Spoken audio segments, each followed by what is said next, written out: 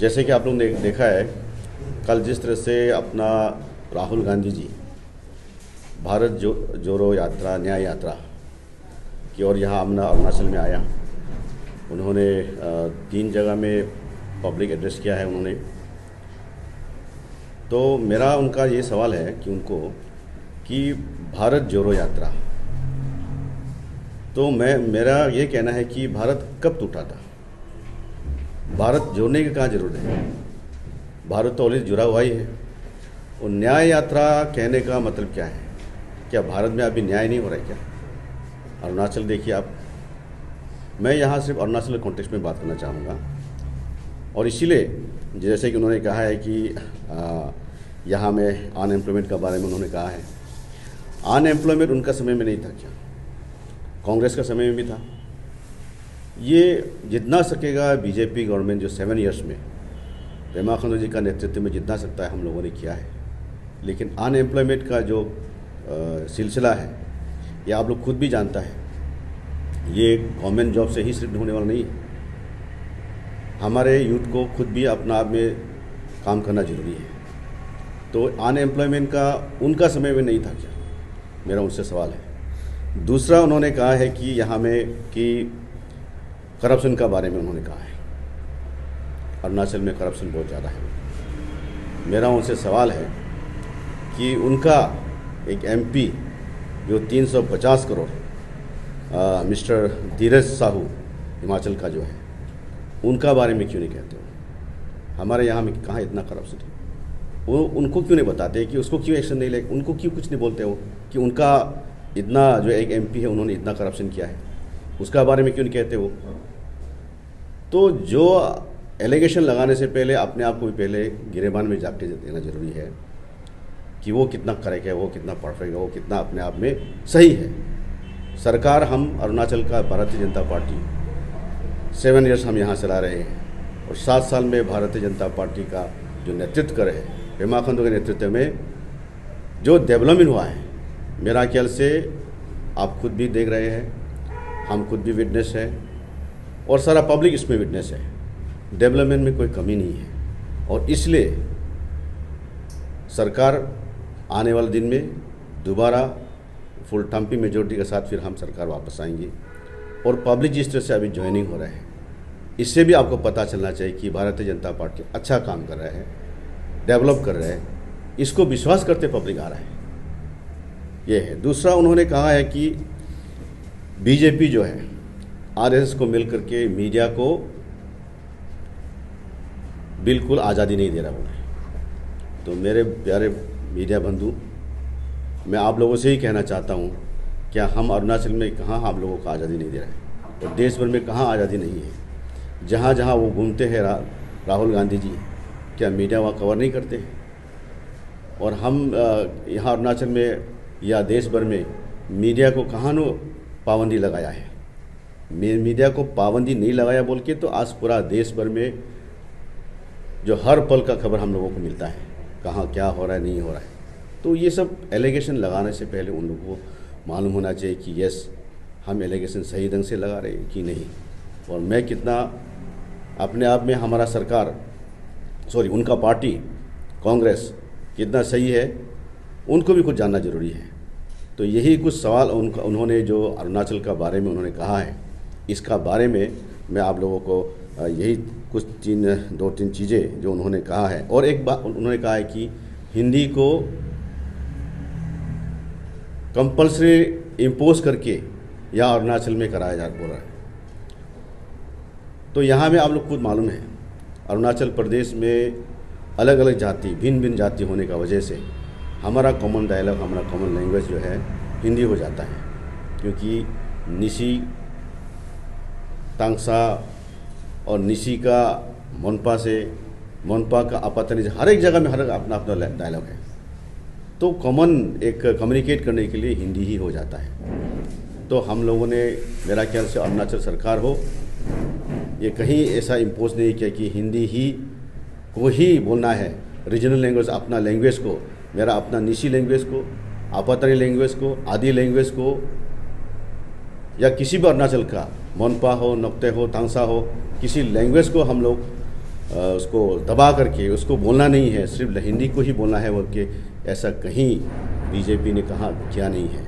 तो यही 3-4 उन्होंने जो एलिगेशन हमारे यहाँ अरुणाचल के सरकार का ऊपर हो या पार्टी का ऊपर जो लगाया है, उस चीज़ का बारे में क्लैरिफिकेशन करने के लिए मैं उन्हीं से मैं ये सवाल सीधा आज मैं अरुणाचल के इस भारतीय जनता पार्टी के ऑफिस का तरफ से मैं यहाँ से उनसे मंच से मैं उनसे सवाल करना चाहता था, इसीलिए मैं आप लोगों को यहाँ बुलाया। और बाकी आप लोगों का तरफ से कुछ हो तो आप लोग बोल सकते हैं। थैंक यू, धन्यवाद। And you are saying same language of the Congress. No political, any political party cannot be a religion-based political party. We are not targeting other people's or Sikh, Hindu, Muslim and other communities. We are taking them all like again with us. Regarding Ram Mandir issue, see आप देखिए कि राम मंदिर कितना सालों से ये है, तो उसका खुशी में आदमी अगर जब कर रहा है फिर उसे हम क्यों रोकना चाहिए। कोई दूसरा आपका धर्म अगर कुछ मतलब आपको उल्लास से अगर खुशी से अगर कुछ पर्व मनाते हैं तो उसको हम क्यों बोलेंगे। तो खुशी से अगर कोई भी अगर काम करता है तो उसे हम रिलीजन बेस बोल के हम नहीं बोल सकते। सर, रिसेंटली जो मणिपुर में इंसिडेंट हुआ था कल, राहुल गांधी स्पीच में बोला था मैं मणिपुर के बारे में नहीं बोलूँगा क्योंकि मैं अरुणाचल कॉन्टेक्स्ट में ही बोलना चाहूँगा। सर बोला था कि बीजेपी आरएसएस से भी गलत लीड करने का वजह से ये जो हो रहा है नोटिस पे जो भी इंसिडेंट उसकी बीजेपी आरएस की वजह से हो रहा है बोले, तो सर इसका ऊपर में आप लोगों को क्या है? देखिए, मैं ऐसे आपको बोल रहा हूँ, मैं मणिपुर के बारे में अरुणाचल के बारे में ही बोलूँगा, लेकिन एक बार जरूर इसमें बोलना चाहूँगा कि मणिपुर में कोई बीजेपी आरएसएस का उसमें क्लैश नहीं। आप खुद जैन मीडिया अच्छा जानते हैं, वो वहाँ में उनका 2 कम्युनिटी कुकी और उसका मैथे दोनों का बीच का ही उसमें क्लैश है। यहाँ में कोई आपका रिलीजन बेस का कुछ है ही नहीं। तो मैं मणिपुर का बारे में मैं बोलना नहीं चाहूँगा क्योंकि वो अलग स्टेट है। मैं सिर्फ अरुणाचल का बारे में ही बोलना चाहूँगा। तो ये भारत जोड़ो यात्रा से आने वाले इलेक्शन में कितना इफेक्ट पड़ने वाला, क्या लगता है आपको?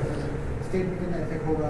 बिल्कुल कुछ भी इफेक्ट नहीं होगा। मैं इसीलिए तो बोल रहा हूँ, उनका जो हमें उन्होंने जो एलिगेशन लगाया है उसका ही तो मैं आपको जवाब उनका, ताकि आपका तरफ से मुझे मैसेज मिले।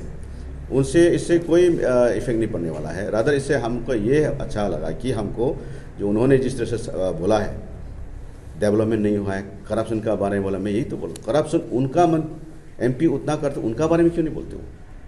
हमारे यहाँ का करप्शन आप बताइए। रिगार्डिंग चाइनीज इंट्रूशन के बारे में उन्होंने बोला कि चाइना लगातार अरुणाचल की लैंड को ले रहा है, कश्मीर में भी ऐसा ही चल रहा है, लेकिन बीजेपी सरकार चुप है। तो आप लोग क्या कहेंगे? आप लोग की सरकार, बीजेपी सरकार कहाँ चुप है? आप देखिए, उनका समय में 62 में जब चाइना जब लेके गया था अरुणाचल, तो आप जानते हैं उन्होंने क्या कहा था उनका नेहरू जी ने कि my tears goes with the people of North East, NEFA उसमें था। तो कहाँ उनका दिल में था कि अरुणाचल को बचाने के सोचने के बारे में। हमारे अमित शाह जी वहाँ में आपको मालूम है कि बीतों में जाकर के जब लास्ट वर्ड फर्स्ट विलेज बोलते हैं हम लोग, वहाँ जा कर के रहता है। उनका कोई नेता जाकर के आज तक कोई चाइना बॉर्डर में जाकर बैठा है कोई? तो आप कैसे बोल सकते हैं कि हम भारतीय जनता पार्टी का नेता या भारतीय जनता पार्टी सरकार जो हम लोग की अरुणाचल का बारे में हम सोचते नहीं हैं? बिल्कुल हम सोचते हैं, और वो लोग भी अपना पार्टी का जो टॉप लीडर है वो भी सोचते हैं। पेपर लीकेज के आज चेयरमैन अपॉइंट किया गया, अभी नए एपीपीएससी को नया चेयरमैन मिला, तो किस प्रकार ये जो इतना बड़ा स्कैम था अरुणाचल प्रदेश में, ये पेपर लीकेज ये सरकार का मैटर है। मेरा ख्याल सरकार इसको अच्छे तरह से कर रहा है, और आप लोगों को मालूम होगा जिसने भी जो भी इसमें इन्वॉल्व हुआ है सबको मेरा ख्याल अरेस्ट भी हो गया है, किसी का नौकरी भी चला गया है। सरकार अपना ड्यूटी मेरा ख्याल से सही ढंग से बहुत अच्छा से कर रहा है। सर, कल राहुल गांधी ने स्पीच में कहा है कि अरुणाचल प्रदेश में डेवलपमेंट अंदर बीजेपी डेवलपमेंट नहीं हो, और सड़कों में भी गड्ढा पड़ा हुआ है। और रिसेंटली जो एपीसीसी प्रेसिडेंट उन्होंने भी कहा है कि बीजेपी रेजिम में अरुणाचल प्रदेश में कुछ नया डेवलपमेंट नहीं है। जो भी डेवलपमेंट अभी दिख रहा है, जो प्रोजेक्ट दिख रहा है, वो जब कांग्रेस रेजिम तो उस समय का ही डेवलपमेंट जो अभी दिखाई दे, बीजेपी बस उनको इम्प्रेस नहीं कर रहा है। तो उनका बारे में आपको क्या बोलना चाहिए? ये तो मैं सीधा आपको ही, मैं आप लोगों को ही और जनता से ही मैं पूछना चाहता हूँ, क्या इस 7 साल में क्या पेमा खांडू का बीजेपी गवर्नमेंट क्या डेवलप नहीं किया है? ये अंडरपास हम लोग अभी रोड देख रहे हैं, है ना, ये आपका टनल देख रहे हैं हम लोगों ने, इस नेचिपू का एयरपोर्ट देख रहे हैं हम लोग, मेडिकल हॉस्पिटल है, जो अपना एक लोन मेडिकल कॉलेज से देख रहा है, और जो अपना जितना भी अपना मेडिकल जो डिस्ट्रिक्ट हॉस्पिटल है अपग्रेडेशन हुआ है, और जितना अपना स्कूल्स है जिसको मॉडल स्कूल में कन्वर्ट करके जा रहा है, तो ये डेवलपमेंट नहीं तो कहाँ नहीं। रास्ता आपको देख रहा है, रास्ता जब बनता है तो थोड़ा होता है तकलीफ इसमें, लेकिन बन तो रहा है, डेवलप तो हो रहा है ना। ये तो सारा का सारा पब्लिक विटनेस है, आप खुद विटनेस है, डेवलपमेंट कहाँ नहीं है। 60 साल में तो जो पेमा खांडू का नेतृत्व में जो बीजेपी डेवलपमेंट किया है, मेरा ख्याल से ये तो रिकॉर्ड मार्जिन होगा। कांग्रेस कितना साल से शासन किया है अरुणाचल गवर्नमेंट को या देश में, उतना साल में कभी अच्छा रास्ता आपने देखा है कभी? अभी जो सड़कें अच्छा हो रहा है, नेटवर्क इतना अवेलेबल हो गया है, हर एक जगह में सब कुछ सुविधा हो रहा है, तो अभी आप बोलते हैं कि उनका क्या वाला ये हर जल जीवन मिशन जो कि सबसे ज़रूरी चीज़ है, वो सारा गांव में पानी मिलता है, कितना सुविधा वाला काम है। ये थोड़ी उन्होंने शुरू किया था PMGSY रोड, थोड़ी उन्होंने शुरू किया था। गांव में अभी घर रास्ता पहुंच रहा है, आप सोच के देखिए। इसलिए बोलने से पहले मैं हमेशा इसलिए बोलता हूँ कि यस, अपने आप को फिर एक बार देखना चाहिए कि हम सही बोल रहे हैं कि गलत बोल रहे हैं। तो 2 दिन पहले आपने 300 लोगों को अपने बीजेपी में मास ज्वाइनिंग करवाई। कांग्रेस से भी आप लोग अलग अलग कांग्रेस के लीडर्स को भी आप लोग बीजेपी में शामिल कर रहे हैं। हाँ जी, हाँ जी। अलग अलग डिस्ट्रिक्ट में, अलग अलग कॉन्स्टिट्यूंसी में ये कंफ्यूजन हो रहा है कि आप लोग ऑपोजिशन को भी लेके बीजेपी में शामिल कर रहे हैं, तो टिकट कितनों को देंगे आप? MLA की टिकट तो एक ही होती है, हर कोई पार्टी में जो लीडर्स हैं अपने सपोर्टर्स को लेके वो ज्वाइन कर रहे हैं, तो कल को ये कंफ्यूजन करके आपस में ही क्लैश होगा जब टिकट आप लोग डिस्ट्रीब्यूट करें? नहीं, ऐसा है कि ज्वाइनिंग तो देखो सरकार हो या पार्टी हो, वो नंबर से ही चलते हैं ना। तो अपना बीजेपी का तो क्या है कि मोबाइल में ही, ऑनलाइन में ही रजिस्ट्रेशन हो जाता है। इसीलिए हम लोग अभी देश में सबसे बड़ा पार्टी है, वर्ल्ड में भी है, अरुणाचल में भी हमारा 4 लाख से ऊपर है। तो ज्वाइनिंग करने में कहीं हम लोग क्यों मना करें? जो भी आना चाहते हैं उसको लेके चले। अच्छा, हमें अच्छा पा करके आपका घर में कोई अगर अच्छा पा कर आपका पास आता है तो हम क्यों मना करें? अब मत आओ क्यों बोलेंगे? हम जरूर लेंगे, लेकिन टिकट देना नहीं देना तो वो तो हाईकमान का बात है, उसमें अलग कमेटी बनता है, उसका बाद ही होता है। तो इसमें कार्यकर्ता दुखी होने का बात नहीं है। राजनीति है जहाँ में हम विनिंग प्रोस्पेक्ट सरकार बनाने के लिए हमको MLA चाहिए। MLA जहाँ में निकल सकता है हम लोग उसी को देख के करेंगे।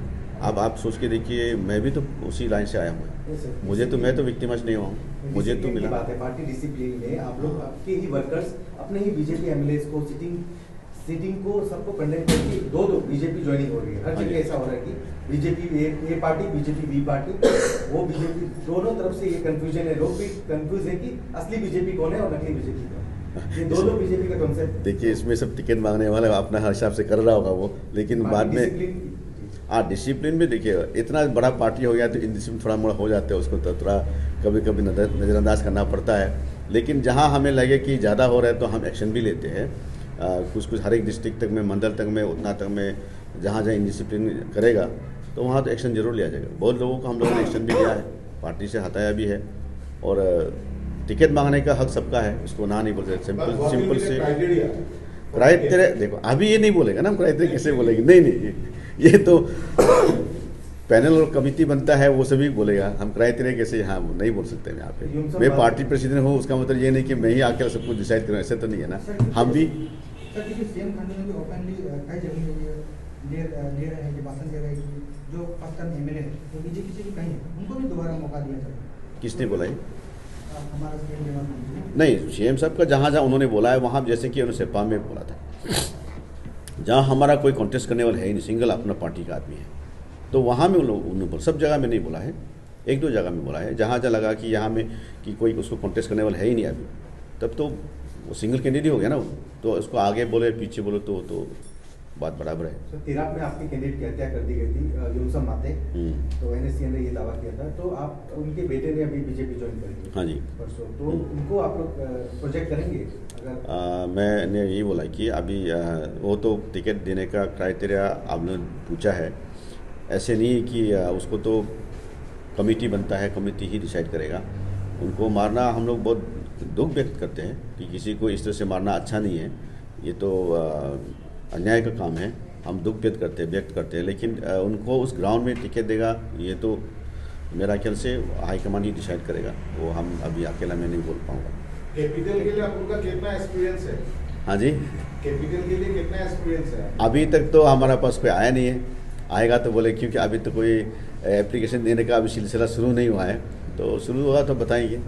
Also leveled an allegation that because of weak foreign policy of Prime Minister Modi, that China is targeting Ladakh and Arunachal. What is your take on that? No, how can you say Prime Minister Modi is weak?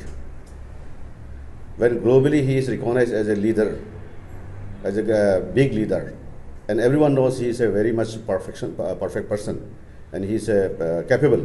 And how can you say he is a weak leader?